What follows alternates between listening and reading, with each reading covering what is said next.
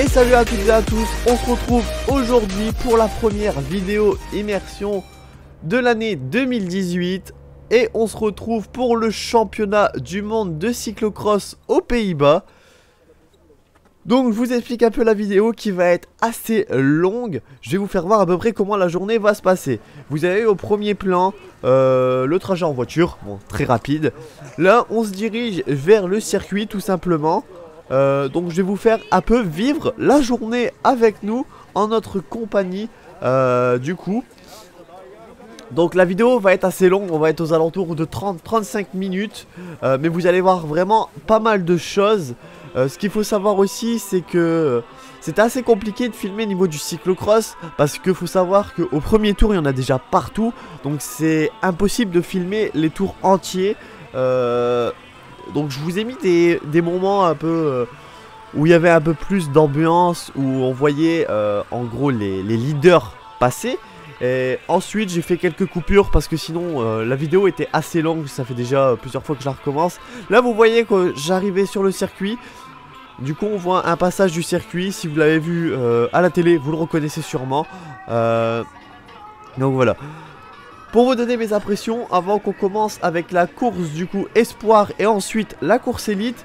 Faut savoir que l'ambiance est juste énorme. J'avais jamais assisté à une coupe du monde même sur route. Donc c'est juste énorme, 40 000 personnes, il y a de l'ambiance partout comme vous pouvez le voir là actuellement. Et là c'était rien, c'était pire après les courses. Là petit point qui a rien à voir, vous voyez la petite veste Quickstep et tout là-bas. Vous savez que j'ai pas mal d'équipements Quickstep, si vous le savez pas je vous mettrai la petite vidéo en fin de vidéo sur les affaires Quickstep. Mais j'ai eu le petit coupe-vent et la veste thermique. Donc qui me manquait à ma collection, donc c'est super. Donc là on commence avec la course espoir qui commence. Désolé pour le cadrage, il changera pour les tours suivants. On a pu voir très rapidement que pour le premier tour on avait un français en tête. Donc voilà, je peux même vous donner rapidement le petit classement de la course espoir tout de suite. Moi ça sera fait. La course espoir du coup on a Eli le belge qui fait juste une super course. Il était vraiment au-dessus des autres. Il était vraiment super fort. Il n'y a rien à dire. Il vient même tomber et il reste devant avec autant d'avance. Il était super fort. Ensuite on a Joris des Pays-Bas. Et le premier français, Yann Grog, qui ramène la seule médaille française des championnats du monde de cyclocross. Donc vraiment une très belle course, il finit à 35 secondes, mais une très belle course qu'il a réalisée. Donc ce qui est plutôt pas mal. Donc là vous voyez un peu au niveau du grand écran, il y en avait un peu partout. L'ambiance qui était juste énorme, là c'est encore rien par rapport à la course élite que vous allez voir ensuite. Donc là on voit les passages et vraiment c'était un truc aussi de fou, les écarts qu'il y avait entre les coureurs. Je savais pas que il y avait de tels écarts.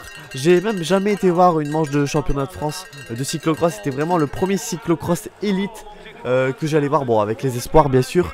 C'était vraiment le tout premier et c'est juste énorme, c'est complètement différent par rapport à une course sur route. Et c'est vraiment super plaisir, c'est quelque chose à voir au moins une fois. Bon après le temps était limite hein. On a eu de la neige juste après la course espoir et tout ça. C'était vraiment il y avait plein de boue partout. Vous avez pu le voir sur quelques plans que j'ai pris. J'ai même quelques photos. Mais c'était vraiment un gros carnage.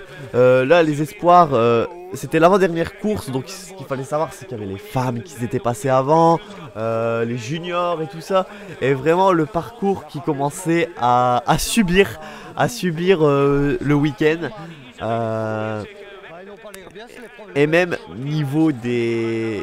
En fait de nous où on se trouvait des spectateurs, c'était vraiment un gros carnage hein. On a bien travaillé la force pour le coup. J'ai pas eu l'entraînement du coup ce dimanche, mais on a bien travaillé la force. Et comme on a pu entendre, vous avez entendu derrière le petit monsieur que je ne connais pas qui a dit ils sont pas bien les Belges. Ce qu'il faut savoir c'est que les Belges ils sont super forts. On voit que le cyclocross c'est leur sport entre guillemets. Niveau de la course élite vous allez pouvoir le voir. Mais la course élite sur le premier tour, le premier passage, sur les 7 premiers je crois qu'il y a 5 Belges. et c'est juste énorme. Ils font une course super. On va faire un petit point niveau du tableau des médailles. On retrouve en première place la Belgique avec 3 médailles d'or et 1 médaille d'argent, donc plutôt très correct. Ensuite pour le Royaume-Uni on a 2 médailles d'or. Pour les Pays-Bas on a 2 médailles d'argent et 3 médailles de bronze. Les États-Unis on a 1 médaille d'argent. La République tchèque 1 médaille d'argent. L'Autriche 1 médaille de bronze et la France 1 médaille de bronze, donc de notre jeune français sur la course espoir. Donc là vous voyez je laisse un peu de temps en temps le temps et vous voyez qu'il y a vraiment énormément de temps. Et on voit aussi qu'il y a énormément de... Enfin par nation ça joue aussi beaucoup. Certaines nations on voit que c'est pas leur discipline favorite. En gros on voit qu'il y en a qui sont assez loin. Par exemple je vais prendre un exemple tout bête hein, mais niveau des Japonais ils partaient en dernière ligne et souvent ils n'ont pas pu finir leur course parce que justement ils étaient trop loin derrière. Après ce qu'il faut savoir aussi je pense c'est normal, je sais pas comment chez eux sur les circuits, mais ça doit pas être comme nous en France, en Belgique, aux Pays-Bas où ça reste à peu près la même chose. Mais donc voilà, après s'ils font même les manches de Coupe du Monde, enfin voilà, c'est les plus forts du Japon. Mais ce qu'il faut savoir c'est qu'il y a un énorme écart entre les plus forts et ceux qui sont là. Et il y en a vraiment beaucoup qui sont derrière et qu'on ne voit pas du coup souvent à la télé. À la télé souvent on montre les favoris et en gros les 5 premiers très souvent et voire les 10 premiers de temps en temps. Mais franchement il y en a énormément aussi qui sont derrière. Mais c'est quelque chose à voir. C'est vraiment quelque chose à voir. Bon, je vais avoir du mal à commenter ces 35 minutes de vidéo je pense, mais j'essaye de faire au maximum pour vous présenter et vous faire un peu vivre ce que j'ai vécu du coup pendant cette journée. Je suis désolé aussi que ça sorte aussi tard parce que en fait on a fait le résumé de l'étoile de Bessèges avec Sébastien. Du coup on l'a sorti d'abord et ensuite il y avait celle-ci à faire. Elle va sortir un peu avec une semaine d'écart par rapport à ce qu'elle aurait dû sortir, mais il faut savoir que le montage était juste énorme. J'avais 1h30 de vidéo à regarder, à trier, ensuite à commenter et à monter. Donc je vous dis pas le travail que ça fait, donc j'espère que ça vous plaira malgré que ça soit assez long du coup. Mais au moins vous voyez un peu la journée du cyclocross, comment ça se passe. Et c'est sûr que c'est plus compliqué qu'une course sur route, parce que sur route souvent on a l'échappée, pourquoi pas un groupe de contre et ensuite le peloton. Voilà, en gros, hein, je vous le fais en gros. Et sauf que là, le cyclocross, en fait, c'est un par un, chacun est dans son effort. Du coup, c'est complètement différent. C'est plus compliqué à vous proposer une vidéo immersion. Et comme c'est vraiment un gros truc, je me suis dit, pourquoi pas faire une grosse vidéo. Et si ça vous plaît, vous pouvez regarder jusqu'au bout. Comme ça, vous allez voir comment ça va se passer. Et sinon, après, vous pouvez faire des petites avances rapides. Comme ça, vous voyez un peu comment la course espoir, elle s'est passée. Et après, surtout la course élite, où en plus, on va très bien les voir. J'étais à un endroit où ils descendaient de vélo. Donc, c'était vraiment cool à voir. Donc voilà, après n'hésitez pas à me dire ce que vous en pensez de toute façon de la vidéo, ce que je pourrais améliorer, si vous préférez quand même plus court, même si vous voulez des passages comme ça, je vous mets les 5 premiers et si ça vous va, n'hésitez pas à me le dire, ça en commentaire, parce que je sais que ça fait long, mais je voulais quand même vous proposer et voir ce que ça donne, avoir votre avis. Voilà. Donc là voilà, on se retrouve avec le passage d'Eli, donc vous voyez que ça roule assez vite. Ce qu'il faut savoir, c'est vraiment, moi ce que j'ai trouvé, hein, c'est en gros, c'est la tête, les 3-5 premiers, ça roule fort. Et après, les autres, soit ils sont dans un mauvais jour, ou quelque chose comme ça. Mais il y a vraiment un gros écart entre les concurrents, si je puis dire, entre les coureurs. Et c'est vraiment un assez gros écart.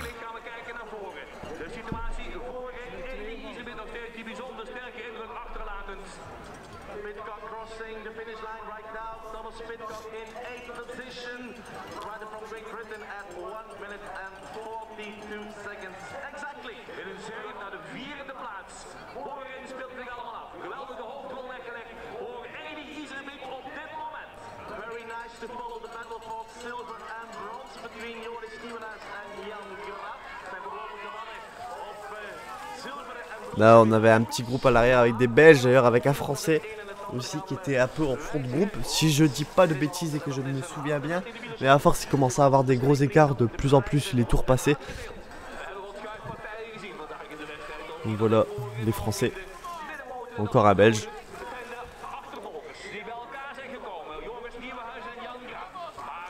Bon après je peux faire une petite parenthèse. Du coup en gros comment ça se passait pour aller au championnat du monde. Donc en gros, bon nous on y était, on a fait la route et tout ça. Faut savoir que Sébastien était pas avec moi. Du coup j'étais avec une autre personne.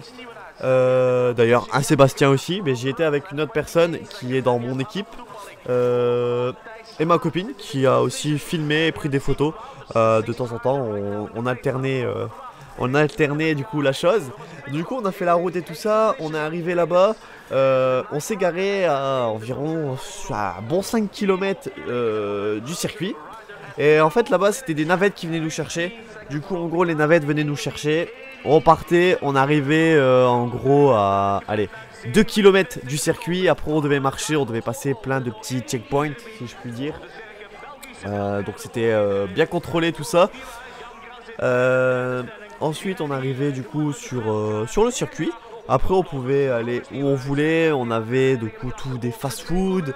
On avait des endroits où les personnes dansaient tout ça. Surtout en fin de journée. Voilà pour les fêtards et tout ça.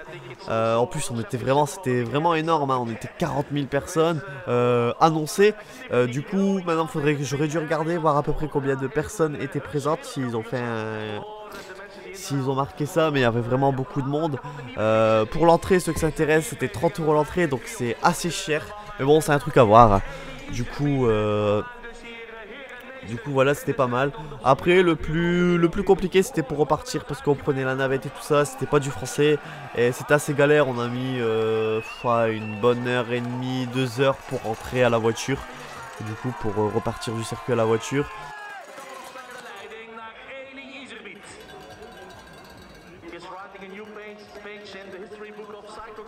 On avait plein de petits points aussi où on pouvait acheter du coup des affaires. On avait des écharpes, des bonnets, comme vous avez vu aussi les affaires de la Quickstep. On avait pas mal de trucs assez sympathiques. Du coup ouais, moi j'ai craqué pour les affaires de la Quickstep qui me manquaient.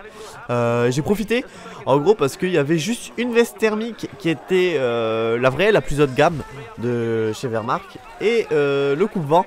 Et après une veste que j'avais déjà, une veste fine, la veste mi-saison qui était aussi, il y en avait une aussi de plus haut de gamme qui était présente. Du coup j'ai profité, j'ai pris la veste thermique et le coupe-vent. Donc je suis full équipé Quickstep, il me manque plus que le vélo. Donc ça fait plaisir. Donc là on se retrouve, j'ai plus trop suivi les images, mais là on doit être dans le dernier tour. On était dans le dernier tour tout simplement. Du coup je vais faire une petite coupure pour moi et on se retrouve juste après pour la course élite. Là normalement vous allez avoir un petit plan du circuit à un endroit où on est en hauteur. Alors attendez, ça va tout de suite, normalement voilà changer. Voilà, vous voyez la neige qu'on a eu pendant le midi. Et là à peu près les stands, et au fond on a le circuit. Vous voyez un peu comment ça se passait, c'était vraiment juste énorme. Ce qui était mis en place pour justement le cyclocross. Donc une belle petite vue ici qu'on avait. Voilà. On se retrouve tout de suite pour la course des élites hommes.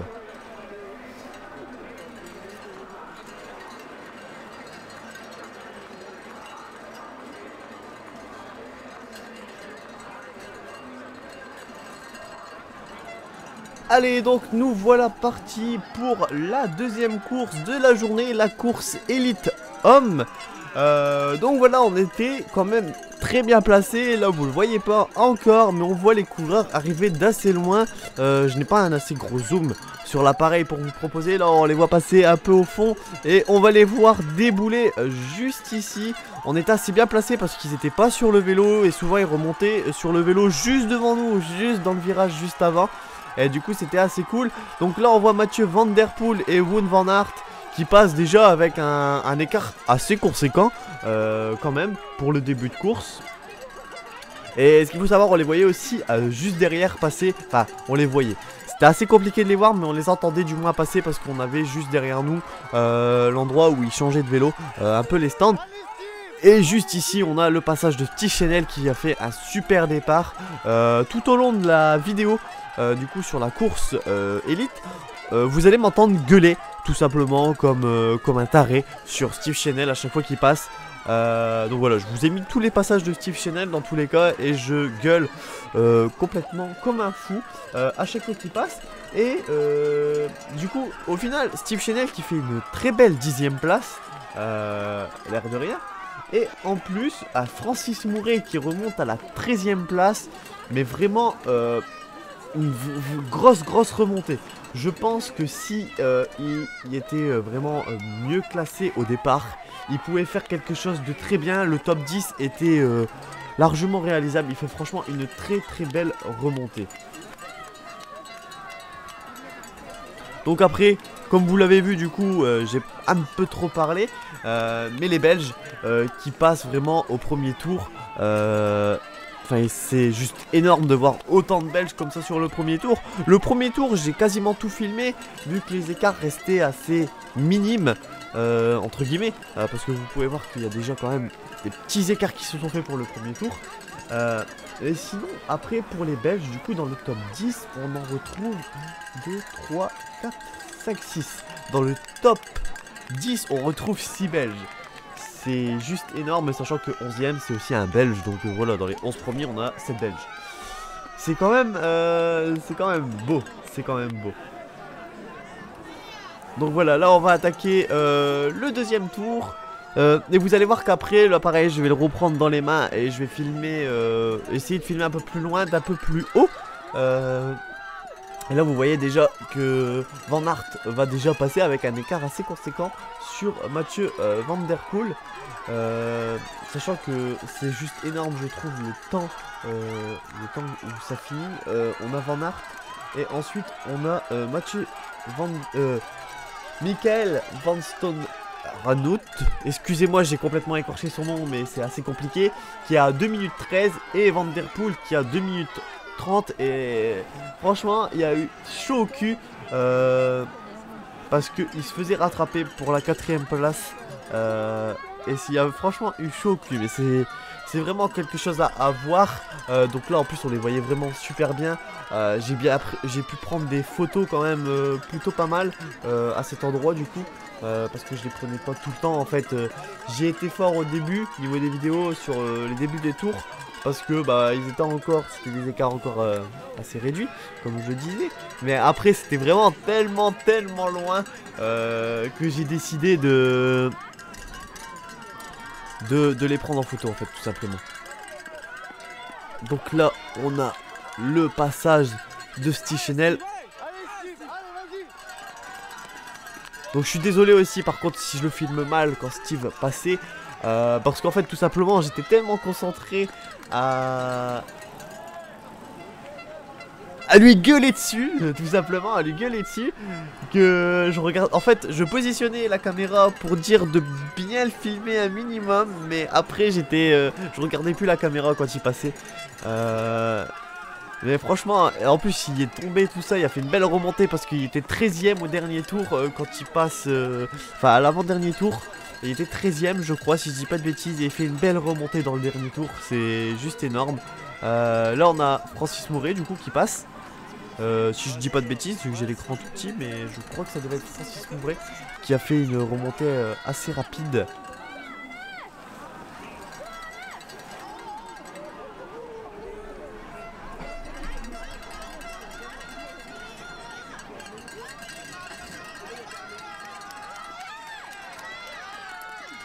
Donc ça s'entendra peut-être pas aussi bien que je l'aurais voulu, mais c'était juste énorme hein, quand ça arrivait. Quand en gros, quand il n'y avait plus personne sur les 3 premiers tours, parce qu'après, bah, comme il y avait des personnes qui se faisaient reprendre, c'était plus pareil. Mais comme il n'y avait plus personne sur le circuit, quand Van Aert arrivait, comme il était en tête, c'était juste énorme. Le bruit que ça faisait alors qu'il n'était pas encore là quoi. On l'entendait arriver 2 minutes avant, tellement que ça criait tout ça. C'était juste énorme.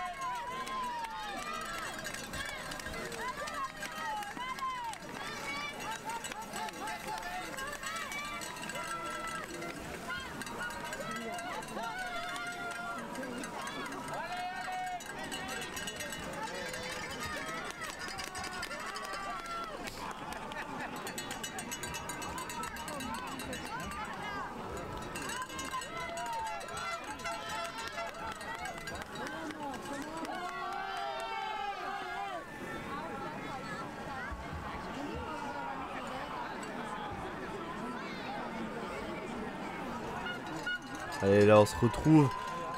Si je dis pas bêtise avec le 3ème tour, je pense que je vais être un peu perdu avec tout ça.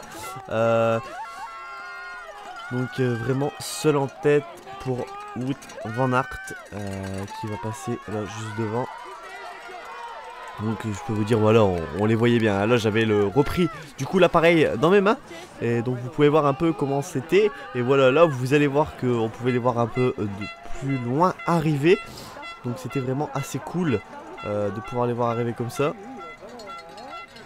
Donc là vous voyez que je merde un peu le cadrage, mais c'est parce que je me demandais, c'était assez long. Du coup voilà, vous pouvez voir vraiment le temps. C'était juste énorme déjà pour le 3ème tour. Le temps qu'il y avait entre le premier et le 2 et 3. C'était quand même assez conséquent.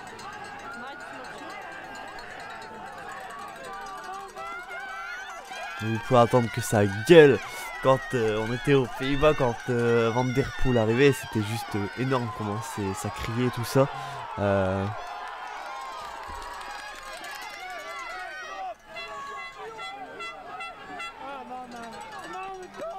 vous voyez que sur les 4 premiers, on a 3 Belges.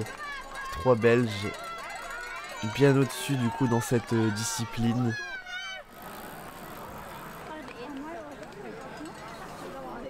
J'ai l'impression de faire un peu commentateur là, sur le truc, de commenter un peu les championnats du monde de cyclocross en différé sur des nouvelles images. Du coup, parce que j'ai pas non plus 40 minutes de choses à vous dire, à vous expliquer. C'est assez compliqué de le faire en vidéo avec les images que j'ai. Mais du coup, j'essaye de faire au maximum, de parler au maximum quand même, de vous proposer quelque chose de bien, de quali, au mieux. Et là on a le passage de Steve Chenel avec un style particulier, sur le vélo on peut le reconnaître, mais style particulier qui marche super bien, ça tourne plutôt bien.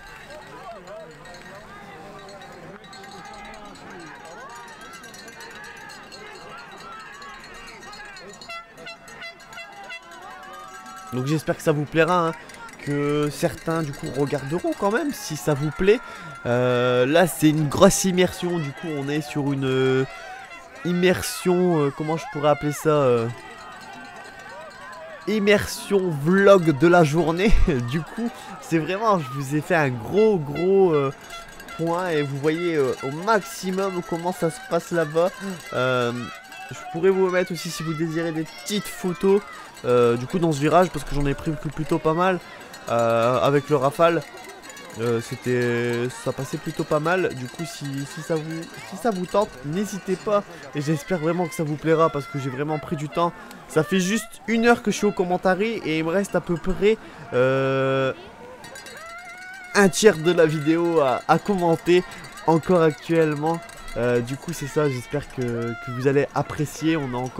Il nous reste encore 15 bonnes minutes avant la fin de la course, avant le final.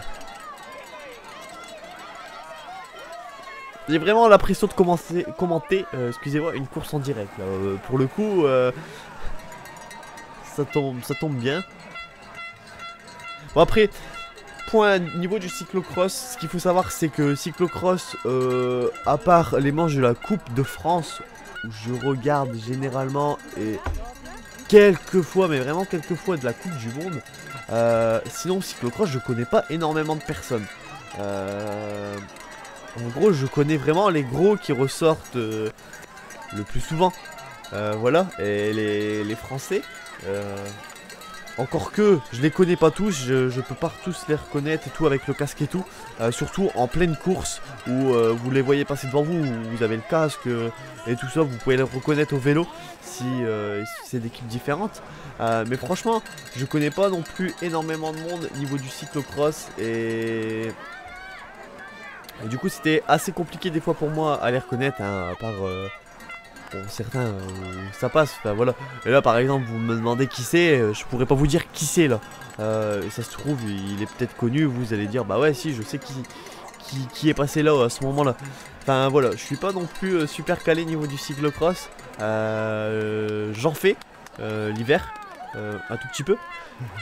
Voilà, je n'ai pas fait énormément cette saison. Enfin, c'est la première saison où j'en ai fait et j'en ai pas fait non plus énormément parce que je revenais de chute. Certains l'ont su. Au mois de mai, j'ai une grosse chute. Voilà. Je dis pour ceux qui sont encore là dans la vidéo, je pense pas qu'il y aura énormément de monde s'il y a quelqu'un. Mais si jamais j'ai fait une grosse chute au mois de mai. Du coup j'ai dû arrêter pendant 3 mois, ça a été compliqué. J'ai eu mâchoire cassée, clavicule et tout ça. Enfin une belle chute et pas en course, c'est ça le pire, c'est ça le pire.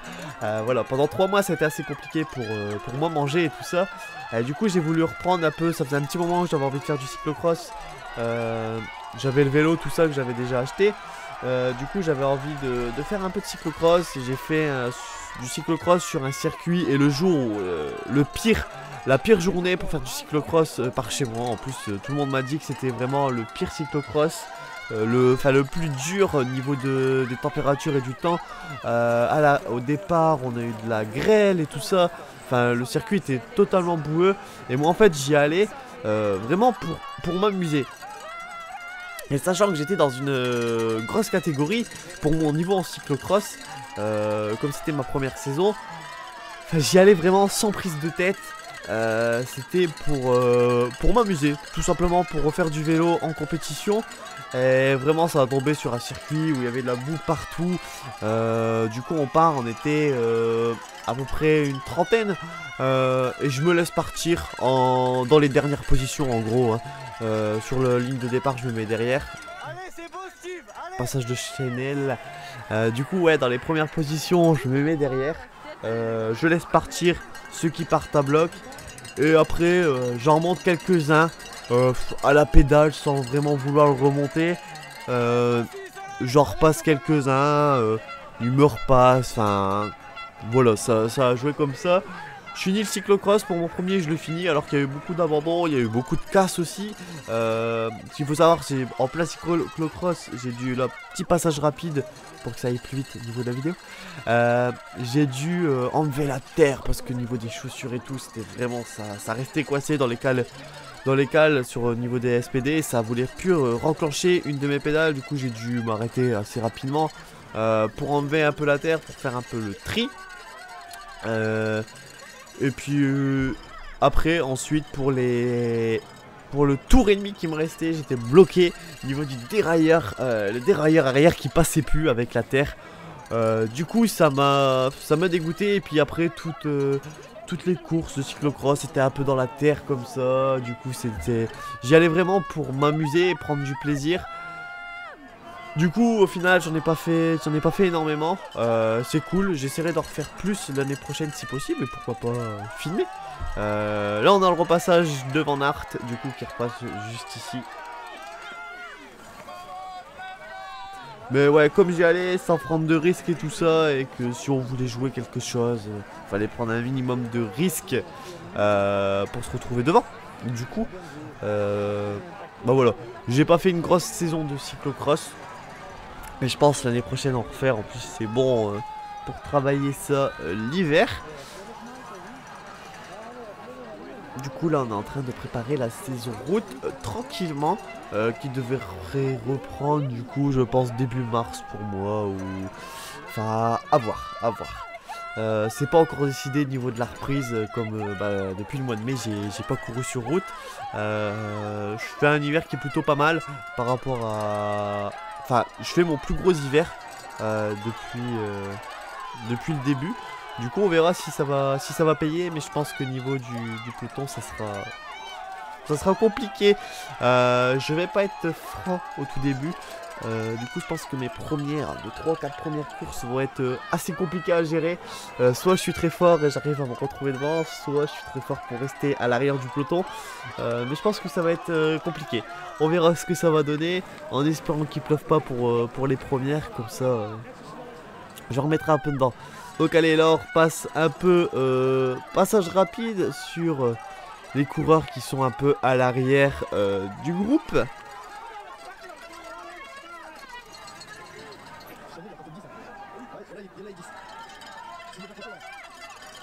Donc là on a Steve du coup qui arrive.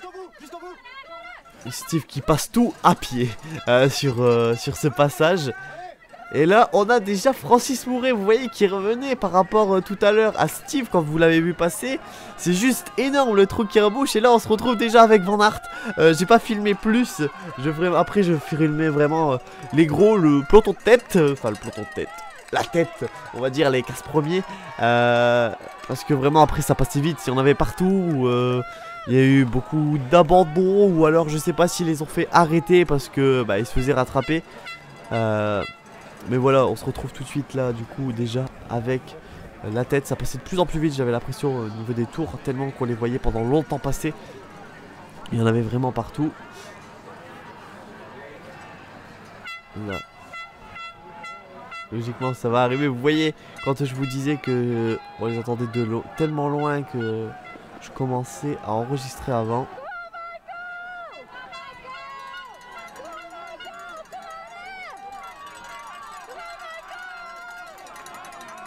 Donc là on est sur la deuxième place hein.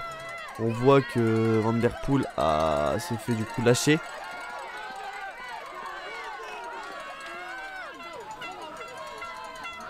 Mais qui prend à un moment et qui se faisait rattraper par le quatrième comme je disais tout à l'heure. Mais au final ça s'est plutôt bien passé. Il a bien rebouché le trou sur la fin, où il se remet un peu dedans pour quand même la médaille.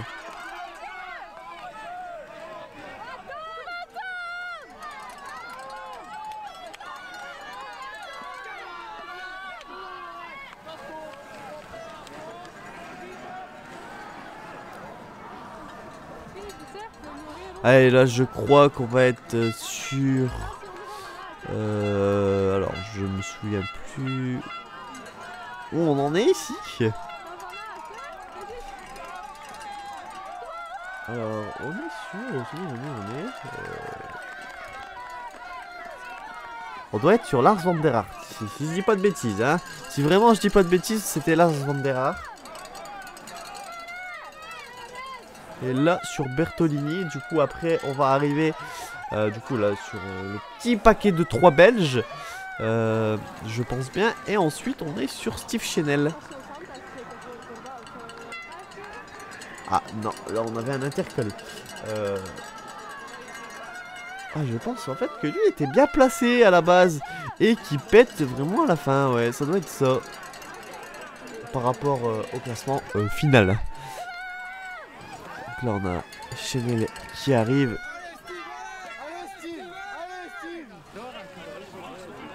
Steve qui repasse encore une fois tout à pied. Et je sais plus si c'était le dernier tour.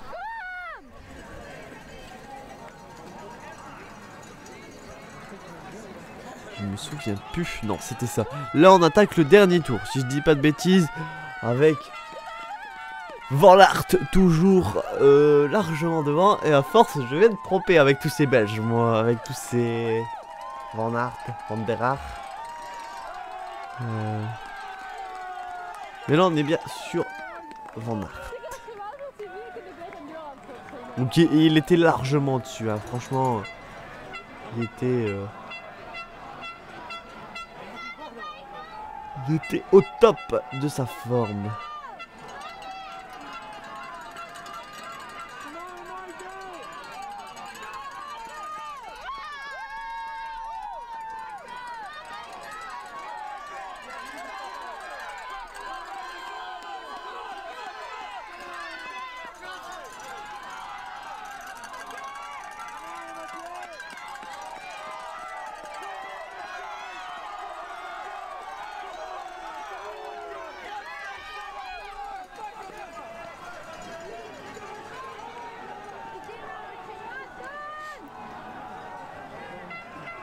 On voit un peu la neige tomber là. C'est vrai qu'on avait aussi pas mal du coup de neige les temps. Au bout d'un moment, à partir de ce moment-là, ça commençait à être de plus en plus compliqué pour nous. Ça commençait vraiment à rafraîchir. Sur la fin, il faisait vraiment froid. Regardez là, ça s'est vraiment vidé. Là, on les voyait de super loin arriver. On était sur le dernier tour, comme Van der Poel. Van Aert était passé, enfin les personnes partaient un peu voir sur l'écran géant ou repartaient tout de suite parce qu'il y avait énormément de monde. Et du coup on avait un beau petit champ de visu pour les voir arriver. C'était assez cool.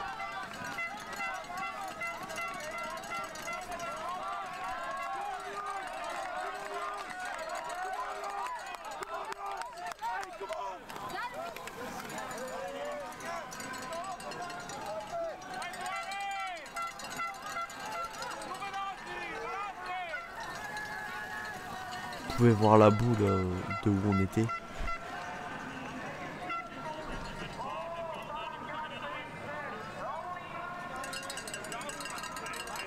Ce qui était bien aussi, c'était le commentateur, speaker, on va dire, qui passait les infos. Pour les Français, il disait en français, et ça c'était cool. Là, on va voir le passage de Steve Chenel de loin arriver.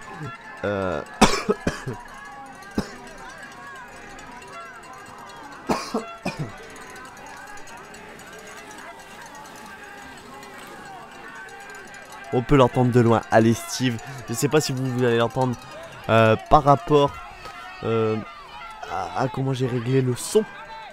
Mais on entend bien crier allez Steve. Allez Steve, jusqu'au bout, allez.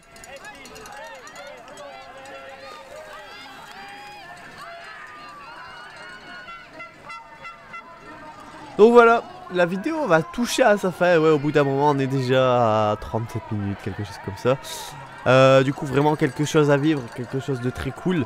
Si vous voulez quelques petites informations, n'hésitez pas. Voilà, on voit au niveau de l'arrivée, on voit tout le monde en train de regarder. Je vous ai pris un petit peu tout le truc. Et là, on était sur la fin. J'espère que la vidéo vous aura plu. Merci si vous avez regardé la vidéo en entier ou si vous avez fait des petites avances rapides. Là, on a le podium. On va pas voir grand chose. C'était assez compliqué. Il y avait du monde. Je vous laisse quand même ces images. Voilà, n'hésitez pas à me dire ce que vous en pensez. Si vous aurez préféré quelque chose de plus court. Sur ce, je vous laisse.